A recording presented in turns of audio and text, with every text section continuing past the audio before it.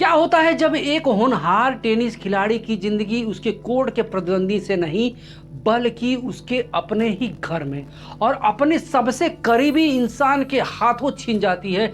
25 साल की राधिका यादव एक उभरती हुई टेनिस खिलाड़ी और कोच को उनके ही घर में गोली मार दी जाती है और इस दर्दनाक वारदात को अंजाम देने वाला कोई और नहीं बल्कि उसके अपने पिता थे। आखिर ऐसा क्या हुआ कि एक पिता ने अपनी ही बेटी की जान लेनी पड़ी? क्या ये जलन थी, समाज के तानों का दबाव था या फिर कुछ और? यह जानने के लिए उस दिल दहलाने वाली घटना के पीछे की पूरी कहानी जिसने पूरे देश को हिला करके रख दिया है, इस वीडियो में हम राधिका यादव की जिंदगी, उसके संघर्ष और उसके पारिवारिक दबाव की परतों को खोलेंगे जो कई बार अपनों को ही दुश्मन बना देती है। तो जुड़े रहिए क्योंकि यह सिर्फ एक मर्डर मिस्ट्री नहीं है बल्कि हमारे समाज का कड़वा सच का आईना भी है। गुरुग्राम के सेक्टर नंबर 57 स्थित सुशांत लोक फेस नंबर 2 में हर तरफ शांति रहती है। सुबह का समय होता है, 10:30 बज रहे होते हैं। तभी वहां पर एक के बाद एक 4 गोलियों के चलने की आवाज आती है। चारों गोलियों की आवाज को सुन के कुलदीप यादव और उसके बेटे पीयूष यादव भाग करके ग्राउंड फ्लोर से फर्स्ट फ्लोर पर जाते हैं और देखते हैं कि उनके भाई दीपक यादव ने अपनी ही बेटी राधिका यादव को गोली मार दी है। .32 कैलिबर के रिवॉल्वर से 4 गोलियां मारी और एक गोली कंधे को छूते हुए निकल जाती है जो कि ज्यादा डैमेज नहीं करती है, लेकिन एक गोली राधिका यादव के सीने को आर पार कर देती है। 2 गोलियां उसके आंत में फट जाती हैं और करीब 5 फुट से 10 फुट की दूरी पर यह गोली मारता है। पहली गोली मारने के बाद राधिका बचने का प्रयास करती है, लेकिन किचन में होने के कारण जहां पे जगह कम होती है तो भाग नहीं पाती है। बाकी की 3 गोलियां एक के बाद एक ताबड़तोड़ दीपक ने मार दिया। आखिर दीपक यादव ने अपनी ही बेटी को क्यों मार डाला? कौन सा ऐसा बड़ा कारण था जिस बेटी ने उसका नाम पूरी दुनिया में रोशन किया, उसको ही मार डाला? दीपक यादव अपनी बेटी को मारने के बाद कहीं और नहीं जाता है, घर में ही रहता है। आखिर राधिका यादव है कौन? राधिका यादव दीपक यादव और मंजू यादव की इकलौती बेटी है जिसका जन्म 23 मार्च 2000 को हुआ था। वह stockist high school international school के गुरुग्राम से 2008 में कॉमर्स स्ट्रीम से 12वीं पास करती है। वह एक बहुत ही प्रतिभाशाली टेनिस खिलाड़ी थी। उसका टेनिस कैरियर अपनी ऊंचाइयों पर था। इंटरनेशनल टेनिस फेडरेशन के मुताबिक वह महिला डबल्स के सर्वोच्च उच्च रैंकिंग 173 और ऑल इंडिया टेनिस एसोसिएशन में महिला एकल रैंकिंग में वह 35वें स्थान पर थी। अंडर 18 की श्रेणी में वह 75वें रैंकिंग थी और हरियाणा राज्य के महिला टेनिस में उसका 5वां स्थान था और 57 प्रतियोगिताओं में उसने कुल 18 स्वर्ण पदक जीते थे। इसके अलावा वह इंटरनेशनल खिलाड़ी थी। उसने ट्यूनीशिया में W150 इंटरनेशनल टूर्नामेंट के सहित कई इंटरनेशनल टूर्नामेंट में उसने भाग लिया था। उसने अपने कैरियर में कुल 36 सिंगल मैच खेले थे, 60 डबल मैच खेले थे।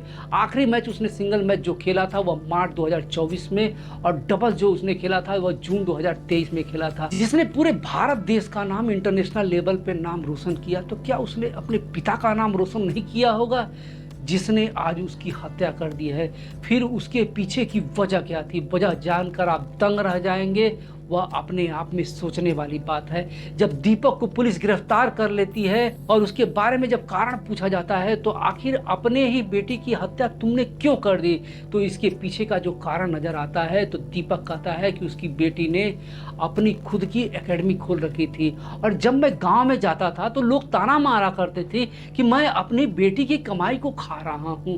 मैं लोगों के तानों से तंग आ गया था, लोगों के तानों को सह नहीं सकता था, इसलिए मैंने अपनी बेटी को मार दिया।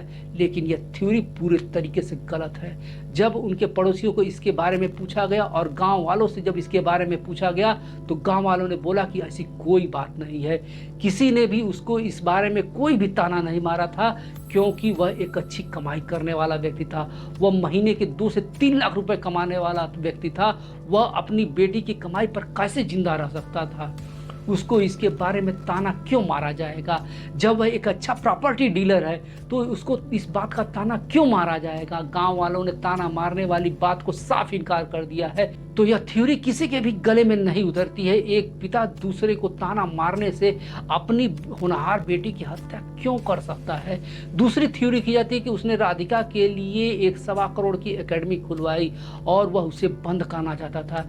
एक पिता के तौर पर दीपक यादव ने राधिका को टेनिस प्लेयर बनाने के लिए बहुत बड़ा रोल का योगदान दिया और उन्होंने पिता के तौर पे सारा काम धंधा छोड़ करके 5 से 6 साल तक उसने विदेश में उसकी ट्रेनिंग करवाई। ट्रेनिंग के लिए वह खुद छोड़ने जाता था, फिर 4 से 5 घंटे तक वह वहीं पर कार में इंतजार करता था। उसने पिता के तौर पे कम से कम 2.5 से 3 करोड़ रुपए खर्च किए। इसके बाद राधिका इंटरनेशनल लेवल तक खेलती है और करीब 1 साल पहले राधिका के कंधे में चोट लग जाती है। इसके बाद राधिका ने टेनिस से संन्यास ले लिया। इसके बाद पिता ने उसके कंधे की चोट को ठीक करने के लिए लगभग 25 लाख रुपए खर्च किए, लेकिन उसका कंधा ठीक नहीं हो पाता है। लेकिन टेनिस के प्रति राधिका की जुनून को देखते हुए उसके पिता ने टेनिस एकेडमी खोलने की बात कही और बेटी राधिका टेनिस एकेडमी खोलती है। माता पिता को बात को मानती है और बच्चों को ट्रेनिंग देना स्टार्ट करती है। ट्रेनिंग देने के लिए राधिका ट्रेनिंग एकेडमी खोलती है। इसी ट्रेनिंग एकेडमी को लेकर के और उसके मालिकाना हक को लेकर के दीपक यादव और राधिका यादव में बहस होती है, जिसके कारण दीपक यादव ने राधिका यादव की हत्या कर देता है। लेकिन जब बाद में इसकी इन्वेस्टिगेशन होती है तो पता चलता है कि उन्होंने कोई एकेडमी नहीं खोली थी, बल्कि राधिका ने किराए पर कोर्स लिया हुआ था। वह बच्चों को सिखाया करती थी और हर बच्चे से 2000 से लेकर 3000 तक चार्ज करती थी। बच्चों के हिसाब से वह चार्ज करती थी, तो उसकी कमाई भी उतना ज़्यादा नहीं थी। वह 20 से 25 बच्चे ही उसकी एकेडमी में आते थे और ट्रेनिंग लेते थे, तो उसकी ज़्यादा कमाई का सवाल ही नहीं खड़ा होता। और जो कमाई का सवाल नहीं खड़ा होता है तब ट्रेनिंग एकेडमी को किराए पर होता है, तो हत्या करने का सवाल ही नहीं खड़ा होता है। फिर आखिर हत्या क्यों की गई? सबसे बड़ी बात है, जो माँ है वह चुप है, क्योंकि जब राधिका की हत्या होती है तो माँ दूसरे कमरे में होती है। वह बीमार थी, उनको बुखार था, लेकिन जब हत्या होती है तो वह कोई भी बयान नहीं देती है। वह चुप्पी साधे हुए हैं। उनकी बेटी की हत्या हो चुकी है और उनकी बेटी की हत्या का सबसे बड़ा राज उन्होंने छुपा के रखा हुआ है। इसके बाद जो सामने बात आई कि राधिका को टेनिस खेलने के अलावा दूसरे भी शौक थे। उसको सेल्फी लेना अच्छा लगता था, उसको रील्स बनाना अच्छा लगता था। वह इंटरटेनमेंट की दुनिया में नाम कमाना चाहते थे। इसके लिए वह एक म्यूजिक एल्बम बनाती है और म्यूजिक एल्बम का नाम होता है कारवा, जो कि 2003 में शूट होता है। कारवा में लीड एक्ट्रेस का काम करती है, लेकिन यह गाना बहुत चलता नहीं है। इसके बाद वो उसको बहुत संघर्ष करना पड़ता है। इस गाने के साथ में रील्स बनाई, इंस्टाग्राम पे डाला, लेकिन यह गाना नहीं चल पाता है। लेकिन इस वीडियो में जो फिल्मांकन किया गया होता है, जिसमें राधिका का जो एक्टर्स होता है उसका नाम होता है इनामुल। इनामुल के साथ में वह एक्टिंग करती है और वीडियो रिलीज होता है, और जिसको देखने के बाद लोग ताना मारना स्टार्ट कर देते हैं। पड़ोसी ताना मारते हैं, नाते रिश्तेदार ताना मारते हैं, जिसके बाद वह वीडियो इंस्टाग्राम से डिलीट कर देती है और अपने सोशल मीडिया को भी अकाउंट से डिलीट कर देती है।